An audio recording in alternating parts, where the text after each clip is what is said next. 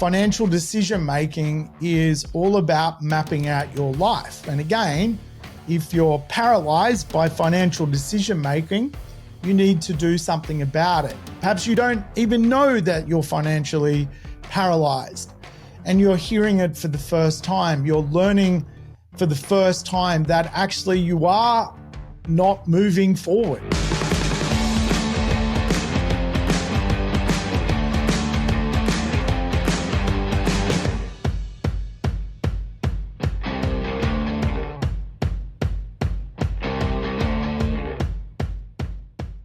Welcome to the Urban Property Investor. I'm your host, Sam Saggers, here to help you crack the code of real estate wealth. Today's show, we're going to dig into really the idea of the leap of becoming. There are a lot of things you need to navigate as a property investor, and really I've got a financial model which I like to teach, which helps people really position where they are coming from to where they are going. And really, if they're stuck in the middle, no one likes to be stuck in the middle. Being in the middle is mediocre. We need to work out how to ultimately live in a state of abundance. And a lot of that creates anxiety. So today we're going to dig into some financial literacy. We're going to dig into behavioral finance and really talk about you and really where you're at in your journey. Do you have a strategy? Do you have a plan? Are you on track or are you actually off track? I'm going to break it down with 10 different elements that are really critical for people to understand if they're facing their fears, if they're moving through financial elements to find financial abundance. So there's a lot of riddles there. I get it. It sounded like a riddle, but hopefully I explained it well. Today, we're going to dig into behavioral finance, which is something I love studying. A big part of my job is studying ideas, studying financial frameworks, and also sharing information on real estate. But welcome back, regulars. Play the program in double speed. You know the drill. And of course, all of the episodes of the Urban Property Investor are actually lessons on real estate. So feel free to go back in time if that rocks your boat.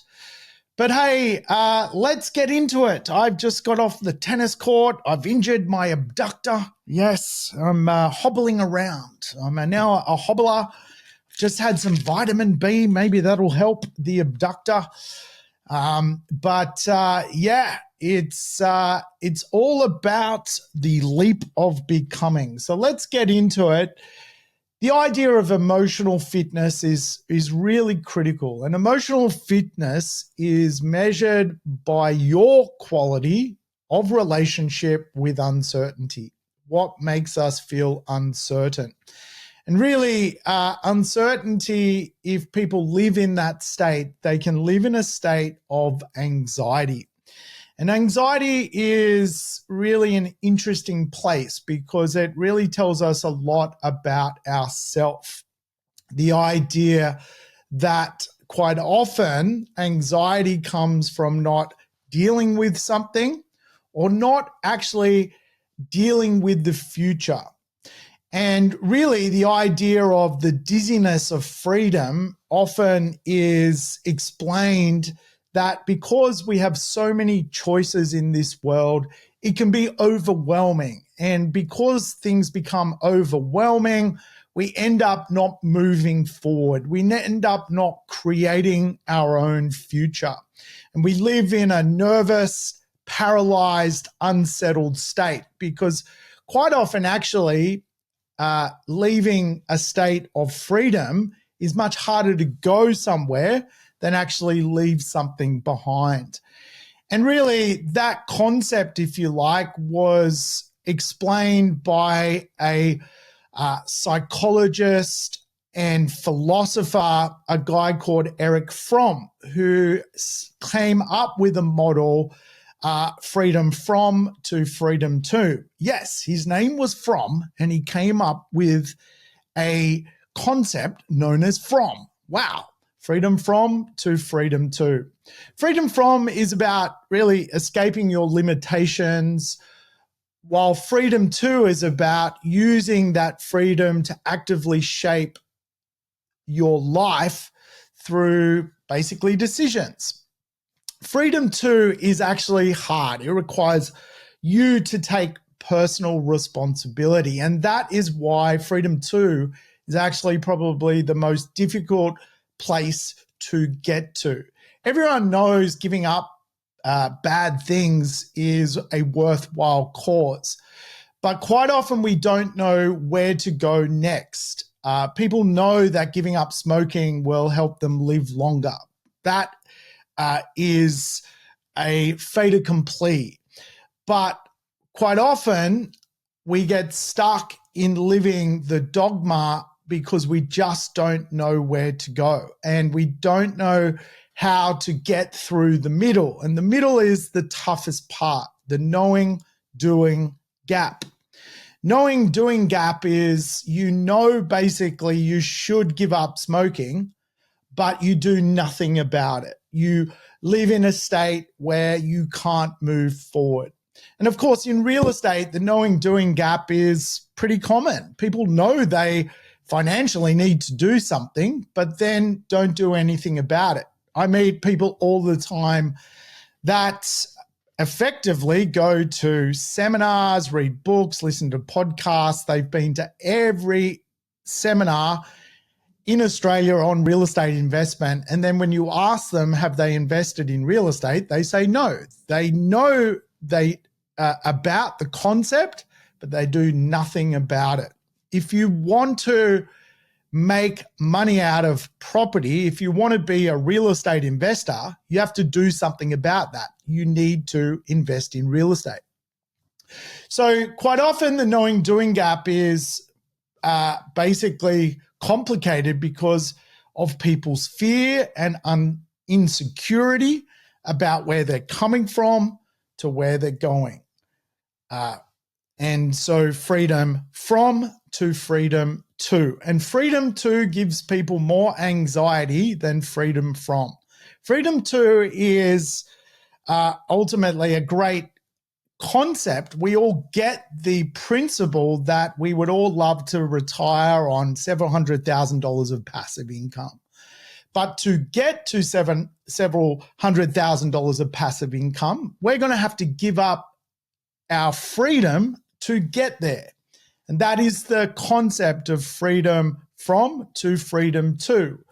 Giving up our freedom means working harder. It means potentially getting a second job to achieve our goals. It means freedom from going out an extra night because maybe we need to actually put more money towards our offset. To achieve financial freedom, it's actually about taking away freedom. And that is one of the biggest challenges for a lot of people to get through. How tough can they do it? Can they spend a decade in the dirt and still come out with a smile on their face, knowing that one decade in the dirt is going to create a lifetime of wealth? And really, that is the misalignment for people. People want financial freedom, but because it takes their freedom away, they feel very anxious about that. They don't want to go down that road. And really, that creates anxiety. And I always say there's three models of anxiety. Economic anxiety, the idea that you've got to give up something to get something. You've got to basically take $1 today and invest it in a version of yourself which may or may not exist 10 years from now or 20 years from now. Creates a lot of anxiety. Going towards financial freedom is probably, for most people, a very anxious concept. And because decisions need to be made, decision anxiety exacerbates the challenge of going towards freedom. Going towards freedom is going to mean you're going to make decisions about all sorts of stuff, what you're going to give up, what rent you're going to pay, what mortgage you're going to pay, what house you're going to live in, what investment property you're going to choose, which marketplace you're going to choose. All of that creates anxiety because you are actually going towards something, but it robs your freedom today to pay for freedom tomorrow. And of course, all of that requires effort. And really the third principle of anxiety, in my point of view, is the effort involved in getting to financial freedom actually takes away your freedom today. And it means you've got to work harder, do more things. You've got to spend less time with, this perfect concept of life. It means maybe instead of spending more time with your family, you're putting more time into your financial literacy. The effort behind it is a concept of taking freedom today and stealing from that. And so that's really what the concept of Eric Fromm's, model is. You're actually, it's actually a lot harder to go towards freedom because of what you have to give up today. And so really, I like to go, well, if we had a freedom model, a financial growth journey, what would the elements be in that model? We would have wealth building ideas. We would have the starting point, which is quite often a level of anxiety where we're coming from something. And then we know we should do something, but that is quite often where things die. And then there's the doing, which is closer to freedom too. It means we've given up something along the way. And then obviously we get to that state of abundance, which is freedom. So really a freedom model, if you like, needs to go through some elements which you've got to be honest about yourself on your journey. Where are you on your journey? And we're all different. We all start real estate investment and investment in assets from different positions, different walks of life. There's no right or wrong. There's just basically traveling through time and facing towards freedom too. So financial acumen is the first wealth building area you need to be honest about yourself. Do you actually have financial acumen? Are you mastering money? Are you setting yourself up with the tools to freedom? And of course, really, financial acumen for someone who's stuck and very anxious, they're usually confused about money concepts and are simply going around in circles. But then there's the knowing, doing gap. People know basic financial literacy. They know that they should be doing something with their investments, and then they don't do anything about it. They go to an event and then they go, that was so amazing. That information was 10 out of 10. And then they go back to their busy life and years go by without actually applying any of the financial education. And of course, the doing gap is someone who applies the financial skills with confidence. And of course, they end up mastering money. Financial acumen is the first wealth building principle you need to judge yourself by. Are you living in a state of anxiety? Are you living in a state of knowing? Are you actually doing financial acumen? And are you mastering it? That's the first one. The second one is emotional fitness. And really, as I alluded to, emotional fitness is all about your relationship with uncertainty. Uncertainty is really the biggest challenge for a lot of people. People like to live in a state of quite often certain level of certainty. And real estate's not certain. It's full of problems. I always say this, the point of real estate investment is to buy a problem and solve it. That could be buying in a very weak marketplace, knowing you're buying in a very weak marketplace, knowing that it's underpriced and it will get solved through the property cycle. You are buying a problem and you are solving it. It might be buying a block of land and building a home on it. That is buying a problem and solving it with the highest and best use of that real estate. Emotional fitness is all about leaning into uncertainty. And if you want to go from freedom from to freedom to and go through the knowing doing gap, well, you've got to start with where you're at.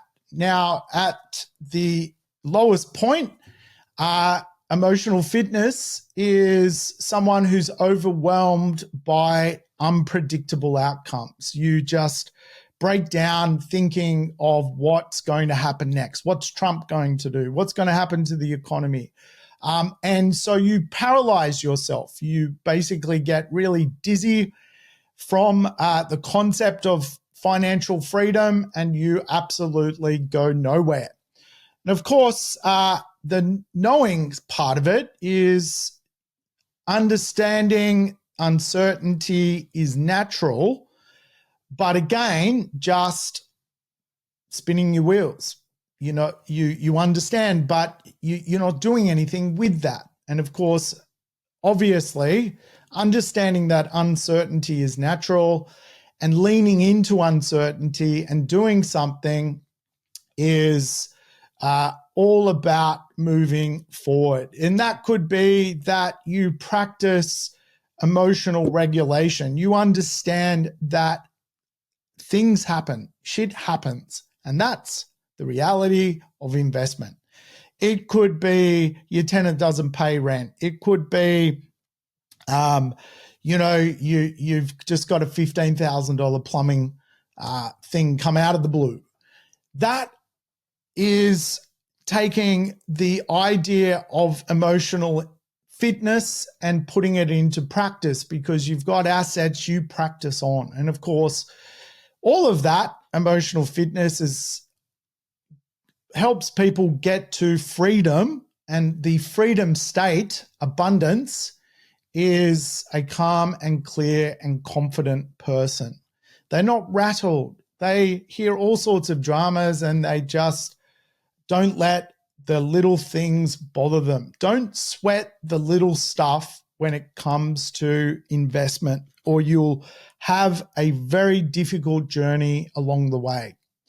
So financial acumen, financial fitness, and then of course, financial burdens. People have financial burdens they need to deal with, bad debt.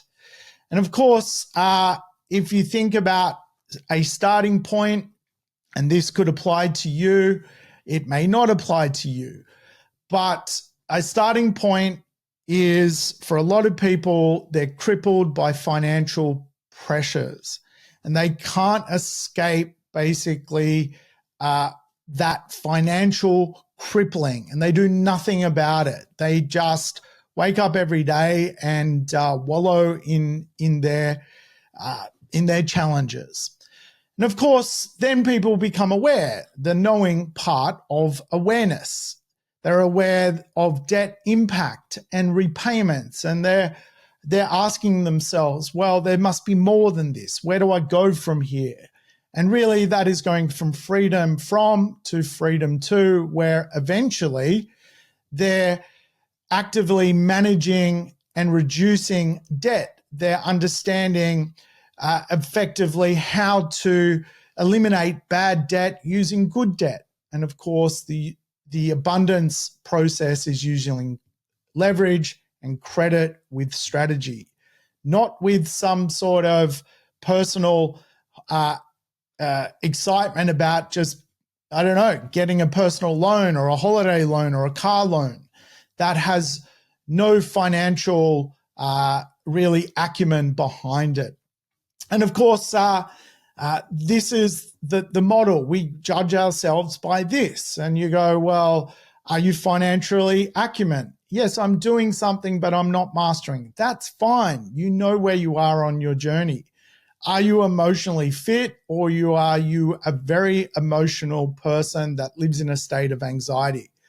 I know I'm an emotional person. I need to do something about that. That is where you are. You're at a knowing point, but you're not at a doing point.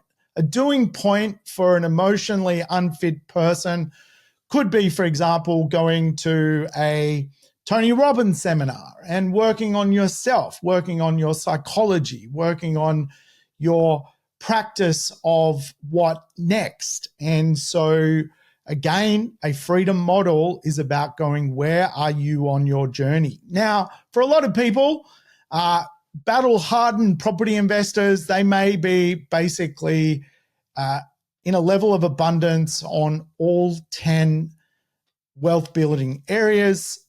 And you listening, you may be somewhere in the middle, or you may be starting your journey. There's no right or wrong. There's just facing freedom.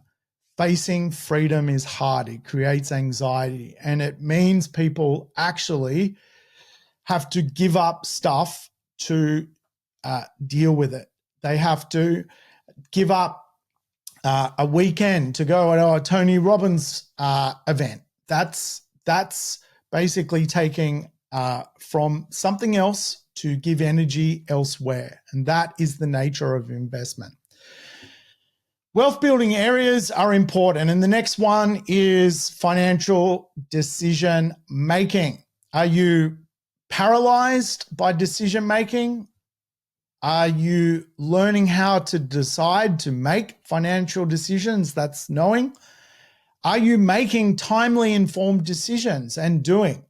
Or are you future focused and value driven around your decision? Are you going, I'm making this decision for freedom in 2035?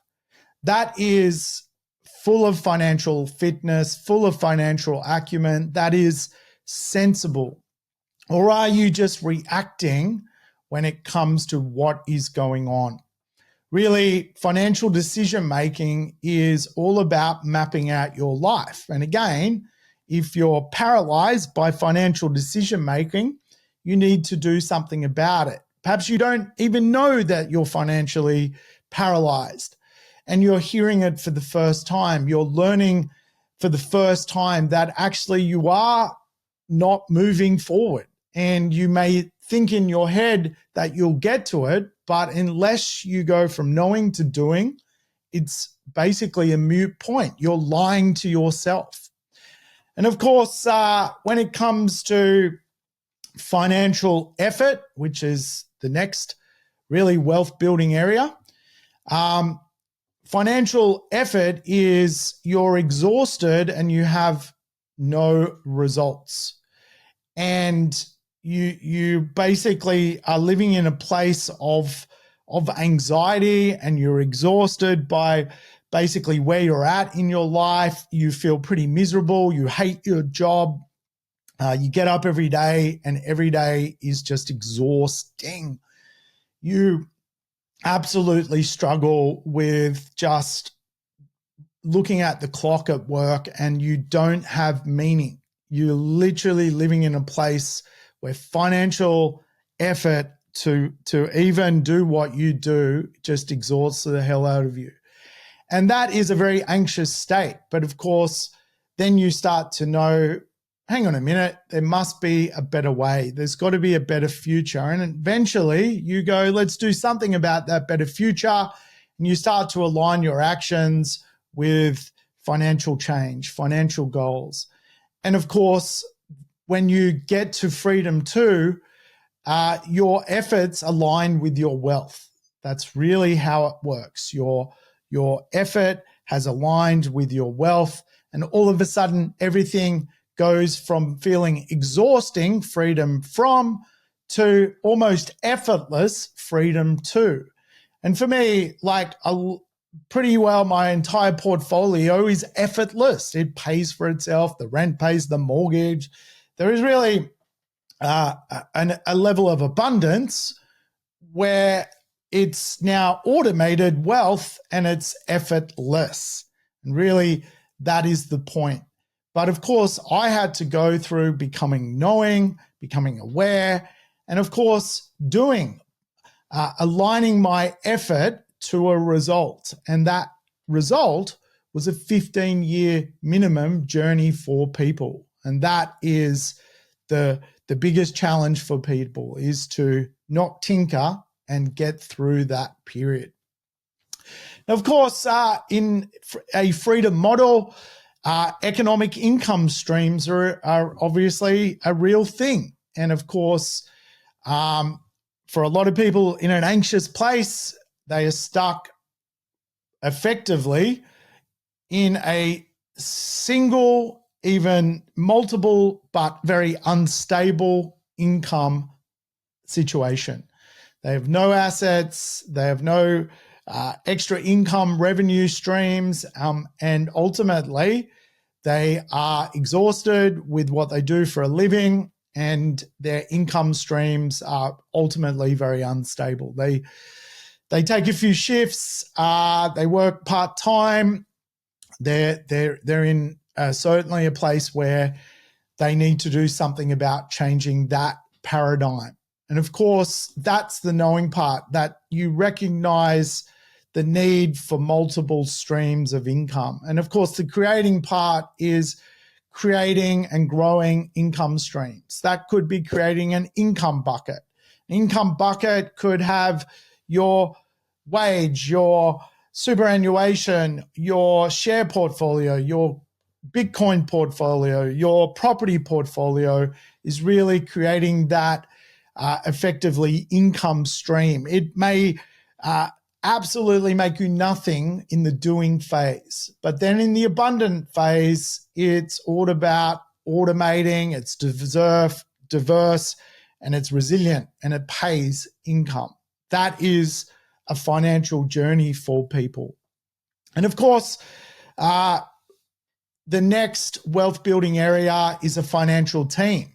And for a lot of people, they are isolated and unsupported. Freedom from the knowing doing gap is they go from being isolated to knowing the importance of a strong team, but not actually assembling a team to help them, but eventually by picking the team, collaborating with financial experts, starting to go, you know what, I'm not going to get ahead if I don't get myself an accountant, if I don't get myself a mortgage broker, if I don't get myself a share broker, if I don't get myself an educator, if I don't get myself an investment agent, if I don't get myself a financial coach, whatever it may be, building and recognizing that really, if you come from a different background, what hope have you got to succeed without actually either educating yourself or using other people's IP and helping them help you get ahead? Collaborating is about doing the financial freedom. And of course, people who live in abundance have basically a high-performing financial team on speed dial. Like literally, if I came to your Rolodex on your telephone, on your iPhone, and I said, I want you to call your broker right now, can you do that? If I said to you, actually, let's just ring your investment agent, buyer's agent, like let's get them on the phone right now, can you do that?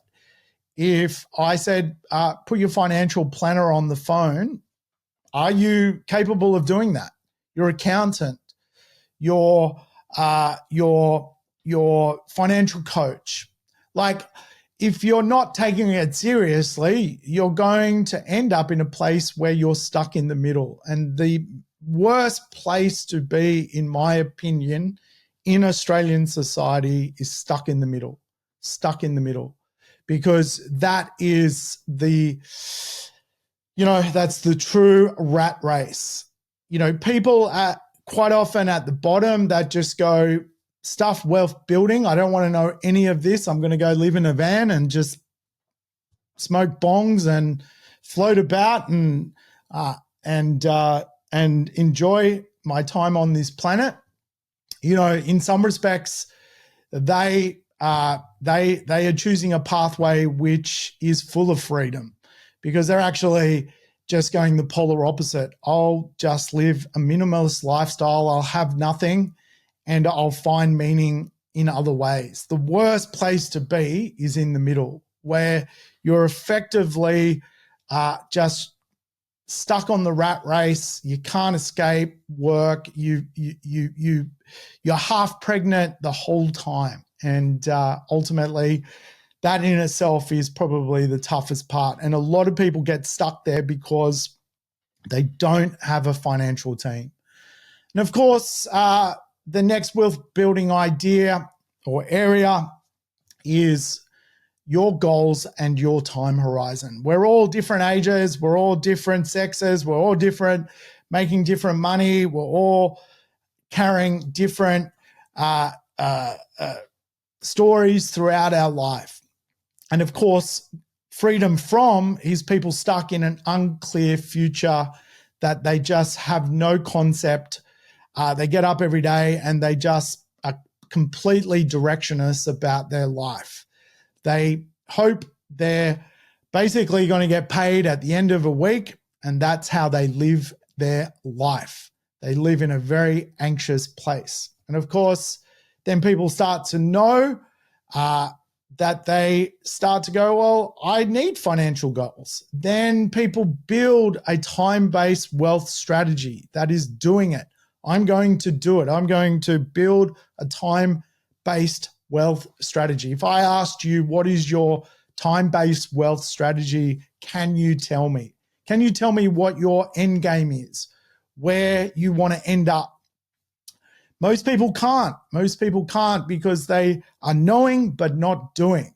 And of course, abundance is a vision-led planning over the long-term time horizon. That's it. That's really the point of property investment, is to go, I want to live on income by 2050. I want to live on this. I need to financially engineer what that looks like. That is really the idea of wealth building. And of course, from a freedom model, lifestyle design is critical. It's a critical piece of the puzzle.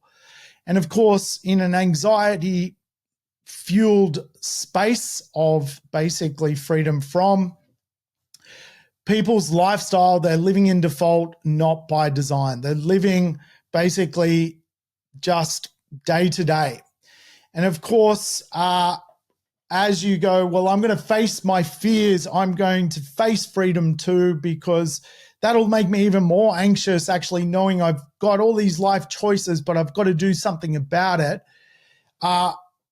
Obviously, knowing that you need to strategically map out your journey and not just wake up every day and hope, that in itself makes people very anxious.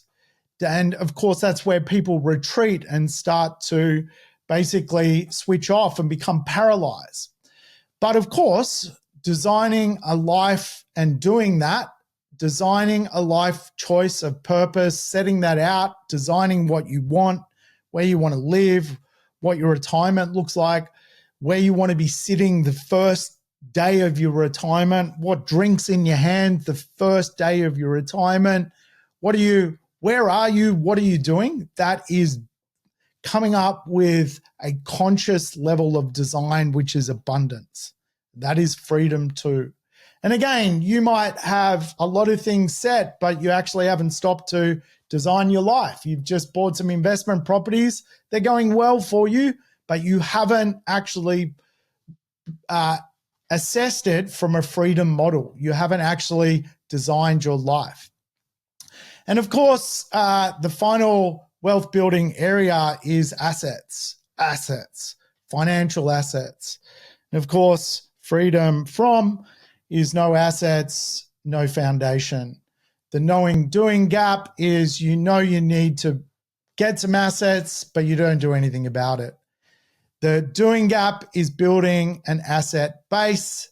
The thriving is an abundance, and the freedom too is a thriving portfolio that serves your lifestyle and legacy.